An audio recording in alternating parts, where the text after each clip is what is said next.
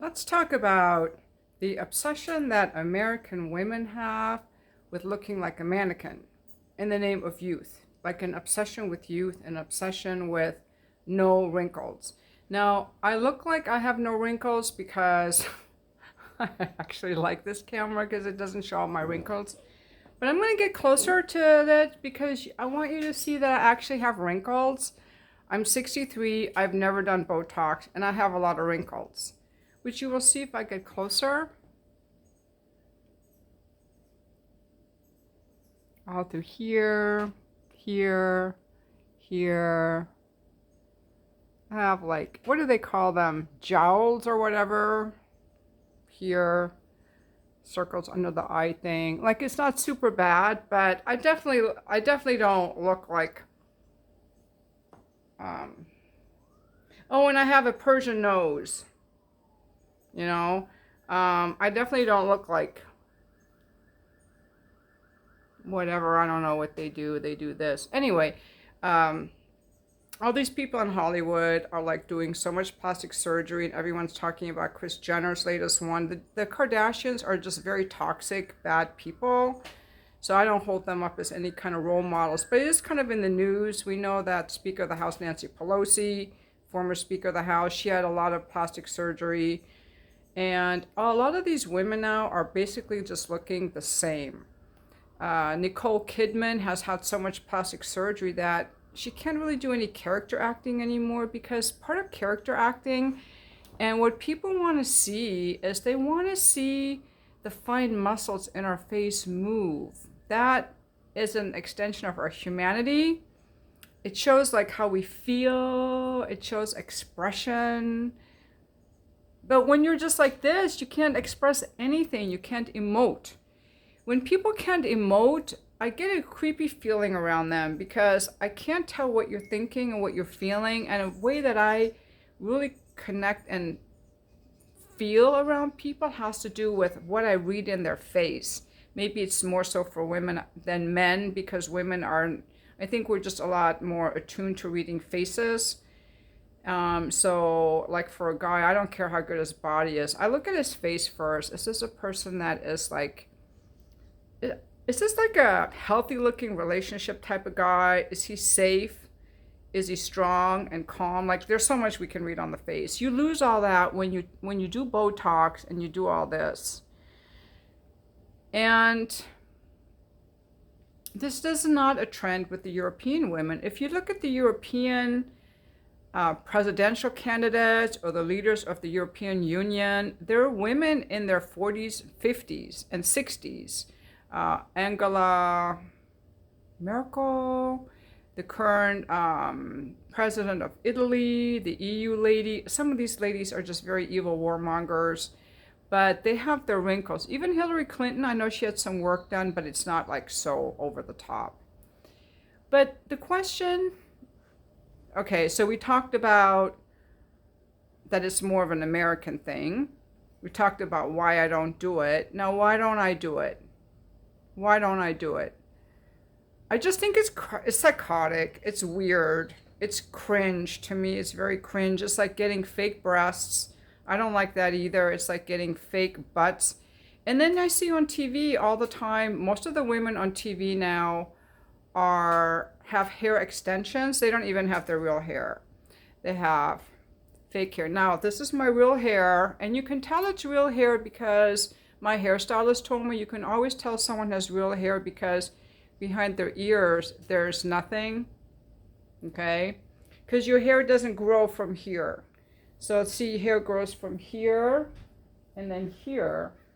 So there's nothing coming from your ears. So if you see someone that has hair coming from here, that's all fake. And they can weave it in, they do all these hair extensions, and what you see more and more is these women with hair like mine, but then it's like thick all the way down here. And not that many people have thick hair that long. It's like too much hair at the bottom. It just looks fake to me. I don't like it. Okay, so they have fake hair, fake eyelashes, fake breasts, fake nails. And then they have done all this Botox, and then they have fillers and duck lips and whatever. Okay, Why? Because I think it makes them look worse. There's a natural beauty to people, and there's a natural beauty to women that somehow people have decided it's ugly. Now, I have it just for fans, and I make my living based on my look, so I definitely want to look good. I definitely care about my hair. I color my hair. I want my hair to be shiny. I want my body to be fit. I want to be strong. I use Evan Healy face creams for my face because I want my skin to look good. So I do care about how I look, but I don't want to look fake. Because once I go down that path, if I do something that's fake, then do you like me? Do you like, then you're going to like me because of you're going to like the mask. I want people to like me for me and not my mask. Because the moment you do this, you're wearing a mask. And you never know if people really like you. So I think it would make people more insecure rather than more secure. First of all, your face doesn't go with your body. Everyone can tell there was something done. I mean, even Blake Lively, you know, I mean, she had this beautiful natural nose that she changed so much surgery. And you're like, you look like something, but not something real. And she does have a nice body. Don't get me wrong. I do think she has a nice body. But once I alter my body and my face, I don't know if you're with me because you like me, because you can't see me anymore. You only get the mask. So I would feel more insecure. Second, I look fake. I look like a fraud because my face never matches my body. I worked years ago with this woman who had like immaculate skin, but she had age spots. And I kept thinking something doesn't match up. And I found out that she'd had some work done on her face. So people can always tell something is off. It makes people feel unsettled. At least it makes me feel unsettled. Like, who are you? Third, I want to stay in love with myself throughout my aging years because there's a preciousness to the matriarchy and the patriarchy. If we age gracefully and in good health, there's a beauty to how we become more accepting, wiser, hopefully, more spiritual, hopefully, by accepting who we are and letting go of clinging to that youthfulness. Accepting who we are, that's a spiritual journey. Letting go of being attached to like a perfect body. Like right now, I have this thing going with my hip. I haven't made a video in a really long time because I've been in a lot of pain for months. I'm starting to feel better, but I'm going to see my doctor next week, hopefully next week, about a hip replacement. Because this, yeah, I have like bone wearing on the side. Yeah, so that's just, you know, things happen with our bodies. Like we age, we get diseases, we get sick, we have injuries, we get old, we get wrinkles, okay? And Eckhart Tolle talks about how as we get older, how we lose our identity with the ego and with the physical body, and we become more and more light. So the more we can let go of the physical body, the more we can become light, to the point where some people on their deathbed are just almost pure light. So that's a process that we want to like embrace. Like, okay, like my mom, she has so many wrinkles. Her face is wrinkled, but she emanates so much light. People just love being around her. Not for her body, not because she has this kind of a face, but because of her light. And I think that people who are focused on their light, they're not going to do all that. The people who do all that are people who struggle with their ego, with their identity of their bodies, and accepting themselves. That's what I think.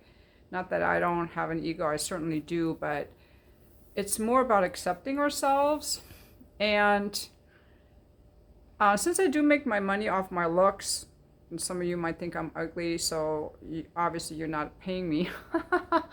But when I ask men, this is what I've asked men, okay, about my wrinkles. Now, just remember, I have a lot of them. I think that this camera doesn't show them as much. But, oh, one more thing I want to say first. When you look at, ladies, when you look at yourself in 2D, either in a picture or in a mirror, you're in 2D, your wrinkles are going to look a lot more pronounced than in 3D in real life, because in real life, people see you in 3 dimensions and your wrinkles kind of fade in with everything, blend in with everything. So that's why photographers will sometimes do like a light blurring of the wrinkles, because to make it more look like it would in real life. So try that sometime. Take a picture of a friend and then look at that friend and see if you notice more wrinkles in the picture than you do in real life. But what men have told me when I'm like, because sometimes they'll be like, oh my God, you're so beautiful. I'm talking about younger men.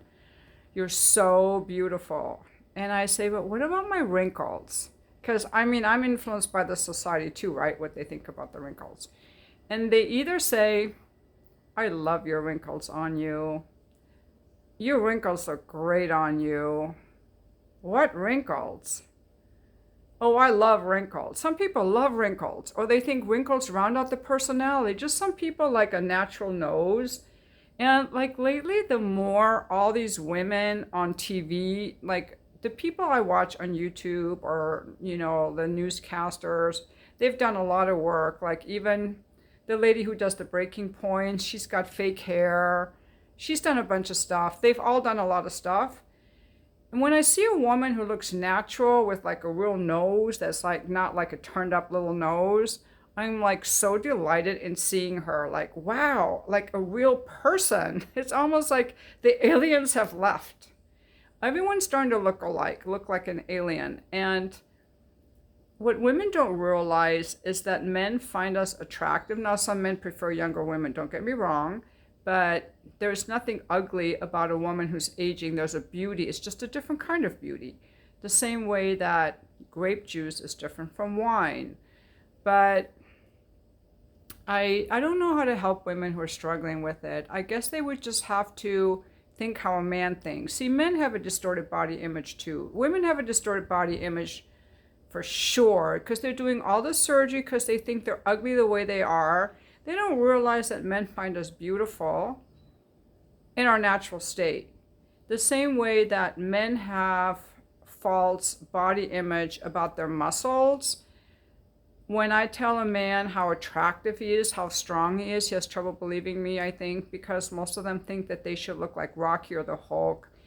If you ever notice, in movies made for men, the leading male character is like a Hulk, Rocky, big, Joe Rogan, like big. That's what men like, big muscles.